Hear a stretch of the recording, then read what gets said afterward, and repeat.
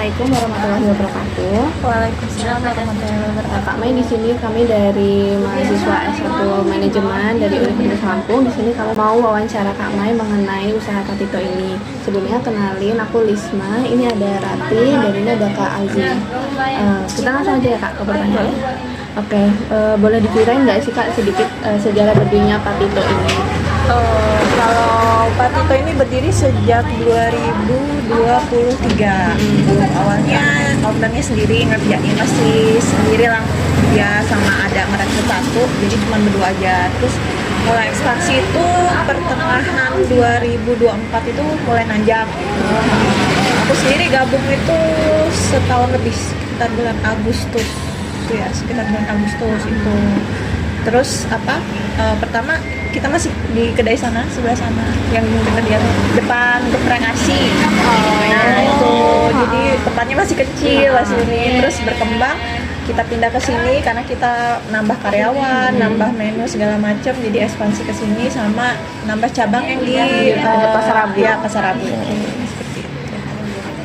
Kalau target utamanya tuh Kak dari awal emang mahasiswa atau gimana Kak? Awalnya sih mahasiswa, cuman mungkin untuk ini kan sudah akhir tahun, rencana kita mau ekspansi lagi, mau merambah ke pasar umum yang lebih luas lagi. Kalau Patito ini kan kayak jarang-jarang gitu ya Kak, mie ayam yang ada sambelnya gitu. Itu tuh jadi salah satu keunikannya, apa ada yang lain lagi Kak? Emang ininya apa sih kalau istilahnya positioningnya emang gitu. Kita ngambil kalau mie ayam yang standar kan udah banyak sih, cuman mie ayam, kuah gitu. Lagi wawancara ini. Jadi emang nyari yang kita ATM lah, Almaty tiru modifikasi. Jadi kita yang pedes aja lah gitu. Terus lagi kan ngelihat potensi pasarnya, banyak orang yang suka pedes apalagi di Indonesia seperti itu. Apalagi buat mahasiswa yang pengen nyari cemilan gitu ya Kak istilahnya. Oke. Kalau dari mie-nya sendiri itu ada perbedaan nggak sih Kak antara Patito sama mie ayamnya yang biasanya? Sebenarnya sih nggak standar ya. Standar aja ya. Bahan utama ya standar bahannya. Jadi keunikannya di sambelnya itu ya ada tambahan lagi. Oke. Kalau Patito ini gimana Kak menjaga konsistensi rasa? Ya harus. Itu dia yang produksi emang dari satu aja atau ada karyawan lain yang bantu produksi gitu biar rasanya tetap sama gitu? Kebetulan ada SOP-nya gitu. Iya ada SOP-nya. Kebetulan aku kan sebelum aku di dapur awalnya, aku bantu di dapur dulu gitu. Baru karyawan udah tambah banyak, aku nge-handle mereka jadi manajer operasionalnya gitu. Jadi emang ya sekarang yang khusus untuk masak udah ada. Jadi aku cuma ngeliatin aja sambil nyiapin buat ini takaran bumbu. Jadi emang kita jaga banget. Kalau kan ini mau ekspansi nih Kak rencananya, nanti ada nggak sih Kak inovasi kayak menu baru atau ada tambahan baru gitu, mungkin topping gitu untuk Patito? Kalau sekarang kita lagi lagi champion ini baru, menu baru kayak komplit, terus pangsit pedas. Kalau komplit itu kan udah tambah pangsit, terus ada pangsit pedas kan kayak ya pangsit dikasih saus ini rahasia kita gitu. Oke.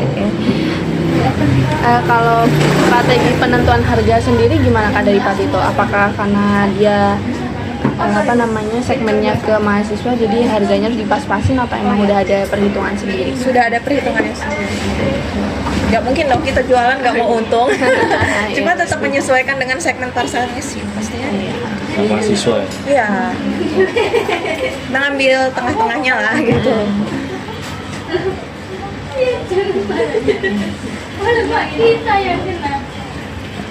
Kalau untuk harga sendiri tuh berarti udah ini ya Kak? Udah sebagai strategi bersaing juga lah ya Kak dengan kompetitor yang sekitar sini untuk menentukan harga itu gimana Kak? Untuk menentukan harga ya pastinya hitung HPP, terus kita ngelihat marginnya sama ya kita nyesuaiin sama kondisi ini sekitar. Kalau setahu aku juga Pak Tito ini nggak ada kompetitor yang banyak gitu ya Kak. Kayak mie-nya tuh sebenarnya mungkin kompetitornya di mie ayam gitu ya. Jadi Kalau kayak kompetitor kita tuh gacoan sih paling. Oh, iya. Gacoan. Cuman kalau dibilang kita yang kompetitor apa Pak gacoan kompetitor kita enggak, kita yang kompetitor mereka sebenarnya gitu loh. Kan orang tahu kan gacoan apa mie pedas juga kan, terus murah gitu. murah juga gitu loh. Kalau kita mungkin bedanya sih apa ya, untuk ya itu bumbu rahasianya kita udah pasti beda sama. Oke, kalau untuk pemilihan tempatnya itu Kak emang dari awal pengen buka di Kampung Baru atau emang dapet tempat di Kampung Baru apa gimana Kak? Kalau aku setahu aku sih emang dapet di sini kebetulan. Dari ekspansi yang awal gitu ya Kak? Iya, ekspansi aku dapetnya di sini. Berarti bukan karena emang milih Kampung Baru karena apa? Mungkin banyak kos-kosan. Iya, enggak. Kalau apa milih di Kampung Baru karena emang targetnya deket yang mahasiswa. Cuman ya mungkin ke depan ya rencana sih ada pengen ini, cuman belum ketemu untuk apa lokasi yang cocok kan. Namanya sini kan pasti di apa banyak ini ya, pelaku usaha kan tiap hari pasti ada terus gitu loh. Jadi rebut-rebutan untuk lokasinya seperti itu gitu. Yang strategis itu ya Kak? Yang strategis itu nyarinya ya nyari tempat usaha itu ya jodoh-jodohan sih. Cuman ya kita jalani dulu aja sekarang. Jadi pas dua-duanya di Kampung Baru ya. Terus kalau untuk Pak Tito ini tuh udah pakai kayak e-commerce gitu nggak sih Kak? Kayak Gojek dan GoFood? Iya sudah. Kita dari awal udah pakai itu. Pakai apa aja Kak kalau dulu? Kalau sekarang GoFood, Shopee, sama Grab. Terus kalau untuk penjualannya itu masih lebih besar di sini, di offline atau di online Kak? Balance sih, dua-duanya ramai juga. Ini kan lihat sore ramai. Oh, iya. Ini dari gua tadi online juga apa Shopee bolak-balik kan. Jadi sama ya Kak? Iya sama. Cuman kalau emang online sih emang cuman baru cabang ini aja. Kalau yang di Pasar Rabu dia nggak buka online. Kalau via WA gitu? Via WA bisa, cuman jarang sih. Terus untuk media yang digunakan untuk promosi itu untuk Pak Tito sendiri apa aja Kak? TikTok sama Instagram. Oh TikTok sama Instagram. Iya. Yang paling efektif yang mana? TikTok. TikTok ya? Iya. TikTok sekarang kayaknya nggak ada orang yang nggak punya TikTok sih. Iya benar-benar. Bisa TikTok. Ini lebih luas gitu ya? Iya, jangkauannya FYP-nya. Kalau untuk caranya Pak Tito sendiri buat ningkatin brand awareness nih, apa kesadaran merek buat konsumennya itu gimana sih Kak? Atau dari konten-kontennya? Iya, dari konten-kontennya. Iya, dari kita meledaknya itu malah dari konten. Jadi boomingnya ya dari TikTok itu. Boomingnya itu dari situ ke buat apa? Kalau sharing dulu cerita dari owner nih. Pas pertama itu 1 bulan pertama sepi, 2 bulan pertama sepi dia. Terus baru dia bikin konten itu baru meledak, baru rame. Tapi emang sempet lewat FYP aku sih Kak. Iya, itu. Kalau untuk kontennya itu ada jadwalnya nggak Kak?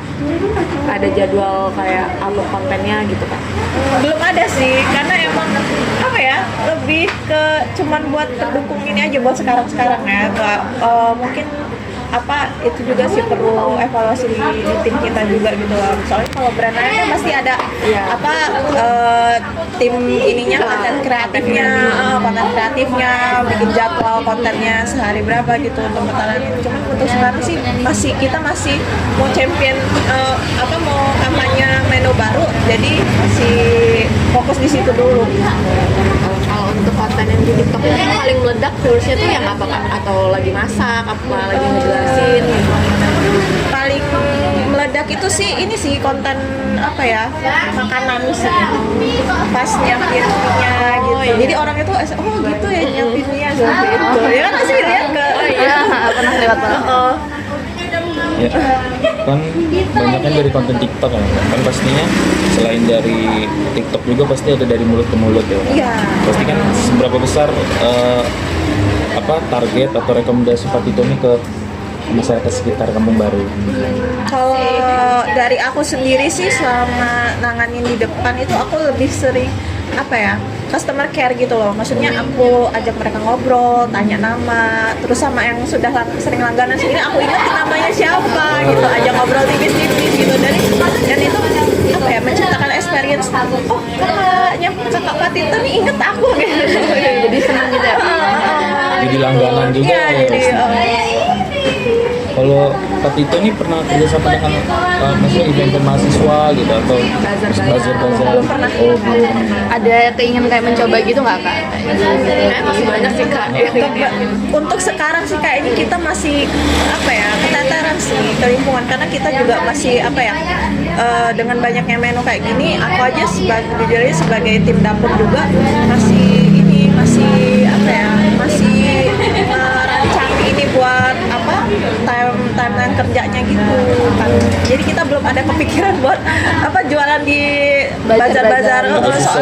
Soalnya pasti kan menyesuaikan waktu, belum lagi prepare-nya kan, kita mesti ngangkut barang aja belum ini. Kalau Patito ini sering ini nggak ngadain promosi gitu, promosi khusus misalkan tanggal kembar atau lagi Belum. diskon gitu. Kalau sekarang sih lagi diskon sampai akhir tahun sih, es teh jadi 2.000 aja. Gitu. Cuman untuk ke depan mungkin nanti akan ditambahin ya itu, karena kita belum ada tim spesialis event, tim kreatifnya. Jadi emang benar-benar kita ini masih merintis gitu. Kan kalau usaha itu kan diujinya itu 3 bulan, 3 tahun, ya dan seterusnya ya kayak gitu, 5 tahun dan seterusnya itu. Kita kan baru masuk tahun ketiga ini kebetulan, jadi masih tahun depan lah insya Allah mau ekspansi segala macam, merapi SOP segala macam seperti itu. Kalau Patito sendiri Pak, untuk respon atau berinteraksi dengan konsumen itu kan biasanya mungkin ada habis kita beli makannya komen di IG-nya atau TikTok atau bisa Di Google Map. kasih bintang Iya. markah itu terkadang seperti itu. Iya, ada kok di Google Map bisa dilihat kalau misalnya di Pak Dito sendiri menanggapinya gimana kak? Komentar-komentar dibalesin semua atau gimana? kadang kalau kan kita lebih sering ngebalesin yang ini sih, yang apa, komplain. Komplain.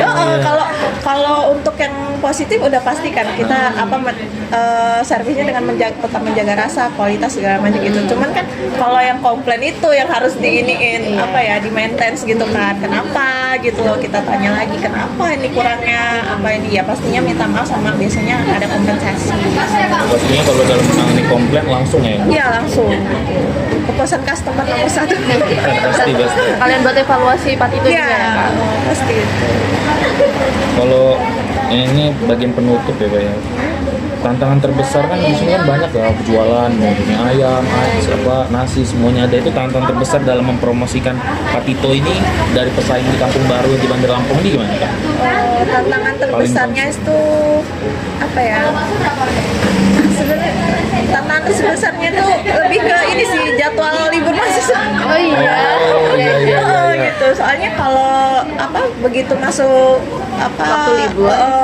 liburan weekend sih rame sih. Maksudnya pas udah masuk season liburan itu udah mulai kan, karena emang kita kan targetnya mahasiswa libur kebanyakan kan dari luar kota, pasti mereka pulang kampung. Gitu. Lebih ke itu sih Jadi sebenarnya. kalau udah libur tuh lumayan ini loh. Kita mesti nge-push Ekstra ya. lagi ya, nge-push ininya. Biasanya konten yang di-push sama penjualan online-nya. Penutupnya ya Pak, harapan atau rencana promosi ke depannya untuk Patito mie ayam ini gimana? Rencana Yang terbesar. kalau promosinya rencana kita mau ada membership.